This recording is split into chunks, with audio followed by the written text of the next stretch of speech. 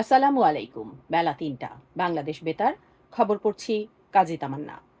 Supreme কোর্টের appeal বিভাগের বিচারপতি জুবায়ের রহমান চৌধুরী দেশের ২৬তম প্রধান বিচারপতি হিসেবে শপথ নিয়েছেন। আজ বঙ্গভবনের দরবার হলে আয়োজিত এক অনুষ্ঠানে রাষ্ট্রপতি মোহাম্মদ শাহাবুদ্দিন তাঁকে শপথ বাক্য পাঠ করান। শপথ গ্রহণ অনুষ্ঠানে উপস্থিত ছিলেন প্রধান উপদেষ্টা অধ্যাপক ড মোহাম্মদ ইউনুস। এছাড়া অনুষ্ঠানে সরকারের উপদেষ্টা, বিচারপতি, তিন বাহিনীর প্রধানগণ এবং সুপ্রিম কোর্টের আইনজীবীরা উপস্থিত ছিলেন। ত্রয়োদশ জাতীয় সংসদ নির্বাচনে বিএনপির ভারপ্রাপ্ত চেয়ারম্যান তারেক রহমানের পক্ষে ঢাকা ১৭ আসন থেকে আজ মনোনয়নপত্র সংগ্রহ করা হয়েছে। এর আগে বগুড়া ৬ আসন থেকেও তারেক রহমানের পক্ষে মনোনয়নপত্র সংগ্রহ করা হয়। আজ সেগুনবাগিচায় ঢাকা বিভাগীয় কমিশনার শরফ উদ্দিন আহমেদ চৌধুরীর কার্যালয় থেকে তারেক রহমানের পক্ষে এই মনোনয়নপত্র সংগ্রহ করেন বিএনপি চেয়ারপারসনের একান্ত সচিব এ.বি.এম. আব্দুস সাত্তার। এর মধ্য দিয়ে তারেক রহমানের সরাসরি নির্বাচনে অংশগ্রহণের আনুষ্ঠানিক প্রক্রিয়া শুরু হলো। রাজধানীর এভার কেয়ার হাসপাতালে চিকিৎসাধীন বিএনপি চেয়ারপারসন এবং সাবেক প্রধানমন্ত্রী বেগম খালেদা জিয়া সংকটময় মুহূর্ত পার করছেন বলে জানিয়েছেন তার ব্যক্তিগত চিকিৎসক ডাক্তার এজেড.এম. জাহিদ হোসেন।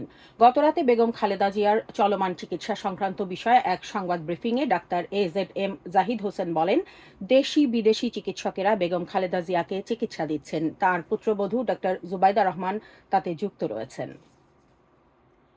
আগামী শিক্ষাবর্ষের প্রাথমিক, ইবতেদায়ী, মাধ্যমিক ও দাখিল স্তরের সকল শিক্ষার্থী সরকারের বিনামূল্যের পাঠ্যপুস্তকের সফট কপির অনলাইন সংস্করণ আজ থেকে পড়তে পারবে।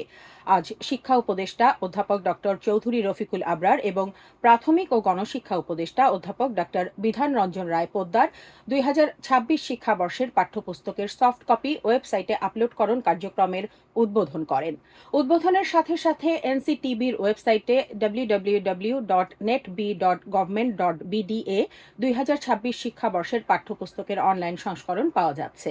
এদিকে পাঠ্যপুস্তকের মুদ্রণ ও সরবরাহের সর্বশেষ অগ্রগতির বিষয়ে এনসিটিবি জানিয়েছে, ইতোমধ্যে আগামী শিক্ষাবর্ষের প্রাক-প্রাথমিক ও প্রাথমিক স্তরের শতভাগ পাঠ্যপুস্তক মুদ্রণ শেষ করে ১৬ই ডিসেম্বর দেশের সব শিক্ষা প্রতিষ্ঠানে পৌঁছে দেওয়া হয়েছে। ফলে নতুন বছরের শুরুতে ১লা জানুয়ারি সকল শিক্ষার্থী নতুন পাঠ্যপুস্তক হাতে পাবে।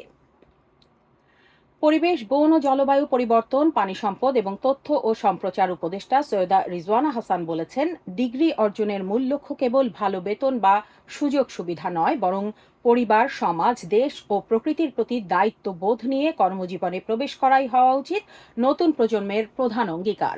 আজ রাজধানীর আন্তর্জাতিক কনভেনশন সিটি বসুন্ধরায় অনুষ্ঠিত সোনারগাঁও ইউনিভার্সিটির দ্বিতীয় সমাবর্তন ২০২৫-এ সমাবর্তন বক্তৃতায় তিনি এসব কথা বলেন। উপদেষ্টা শিক্ষা জীবন থেকে কর্মজীবনে প্রবেশকে জীবনের একটি ডিফাইনিং মোমেন্ট উল্লেখ করে বলেন, কর্মজীবন বেছে নেওয়ার সময় নিজের কাছে প্রশ্ন রাখতে হবে, এই পথ দিয়ে আমি দেশ ও মানুষের জন্য কি করতে পারি। ইনকিলাব মঞ্চের মুখপাত্র শহীদ শরীফ ওসমান হাদিকে হত্যার ঘটনায় জড়িত ২ সহায়তাকারীকে ভারতের মেঘালয় পুলিশ আজ গ্রেফতার করেছে। আজ ঢাকার মহানগর পুলিশ মিডিয়া সেন্টারে আয়োজিত এক সংবাদ সম্মেলনে ডিএমপির অতিরিক্ত commissioner crime and operations S N. Mohammad Nazrul Islam এই তথ্য জানান।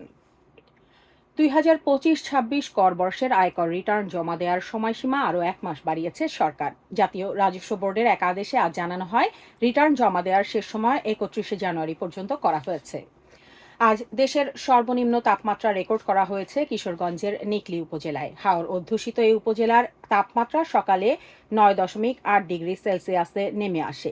নিকলী আবহাওয়া অফিস সূত্র জানায়, কিশোরগঞ্জ জেলার ওপর দিয়ে বর্তমানে মৃদু শৈত্যপ্রবাহ বয়ে যাচ্ছে। মিয়ানমারের সাধারণ নির্বাচনের প্রথম পর্বের ভোট গ্রহণ চলছে। প্রথম পর্বে আজ মিয়ানমারের ১০২টি টাউনশিপে ভোট গ্রহণ হচ্ছে।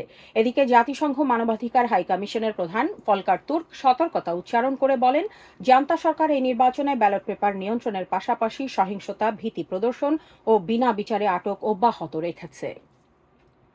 সবশেষে আবহাওয়া। আজ সন্ধে ৬টা পর্যন্ত পূর্বাভাসে বলা হয়েছে, দেশের অভ্যন্তরীণ নদীবন্দর সমূহের জন্য কোনো সতর্কবাণী নেই এবং কোনো সংকেত দেখাতে হবে না।